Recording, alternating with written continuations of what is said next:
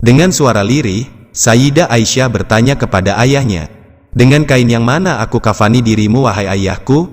"Dengan baju yang biasa aku pakai saat makmum sholat bersama kekasihku Rasulillah wahai anakku."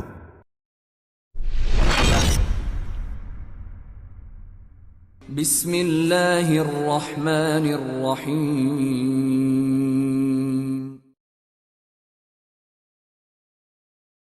Nabi Muhammad alaihi salatu wasalam bersabda, "Sesungguhnya Allah memberikan tawaran kepada seorang hamba antara dunia dan apa yang ada di sisinya.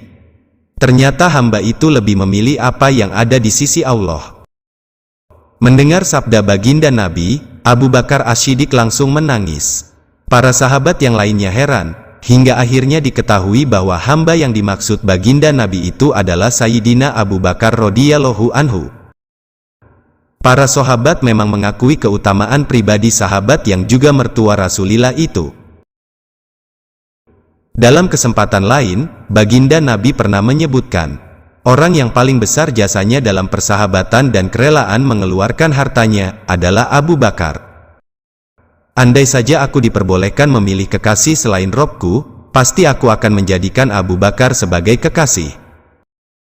Tapi cukuplah antara aku dengan Abu Bakar ikatan persaudaraan dan saling mencintai karena Islam. Sayyidina Abu Bakar termasuk kelompok orang yang paling awal masuk Islam, as-sabiqunal awalun.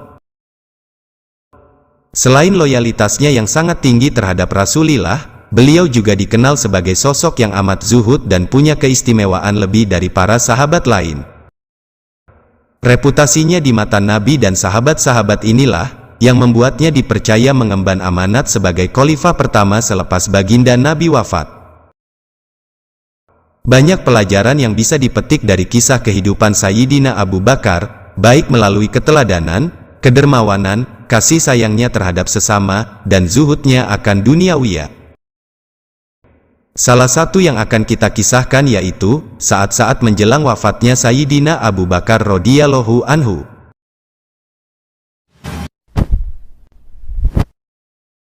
Seperti yang ditulis oleh Imam Syafuq al-Mukhtar dalam kitab Anisul Mukminin. Suatu saat, Sayyidah Aisyah putri beliau yang juga istri Rasulillah, menjenguk ayahnya yang sedang sakit. Saat berada di sampingnya, Sayyidah Aisyah berkata, "Wahai ayah, bagaimana bila aku panggilkan tabib atau dokter?" "Ayah sudah ditangani oleh dokter wahai anakku." "Lalu apa katanya ayahku?" "Ayah boleh melakukan apa saja yang ayah inginkan." Hati Sayyidah Aisyah hancur, air matanya membasahi pipi mulianya. Ungkapan ayahnya seperti, dokter membolehkan berbuat apa saja, itu adalah isyarat bahwa usia ayahnya sudah tidak lama lagi. Dengan suara lirih, Sayyidah Aisyah bertanya kepada ayahnya, "Dengan kain yang mana aku kafani dirimu wahai ayahku?" "Dengan baju yang biasa aku pakai saat makmum sholat bersama kekasihku Rasulillah wahai anakku." "Baju itu sudah usang ayah, apa tidak sebaiknya aku belikan kain kafan yang baru?" tanya Aisyah. Kemudian Sayyidina Abu Bakar berkata, "Orang hidup lebih berhak atas sesuatu yang baru ketimbang orang mati." Beberapa saat kemudian, Sayyidina Abu Bakar wafat, rujiun ila Robbiyal A'la. Itulah kisah menjelang wafatnya Sayyidina Abu Bakar. Di situ tampak jelas, fenomena kematian bukanlah hal yang harus ditakuti. Karena itu adalah jembatan bertemunya makhluk dengan Sang Kholik, dan mempertanggungjawabkan apa yang sudah diperbuat selama di dunia.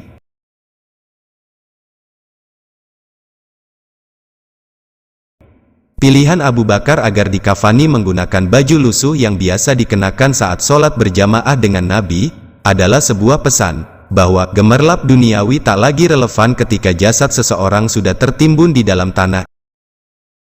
Itulah kisah kali ini, semoga kita bisa mengambil hikmahnya. Sampai ketemu di hikayah selanjutnya. Wallahu a'lamu bishawab. Wassalamualaikum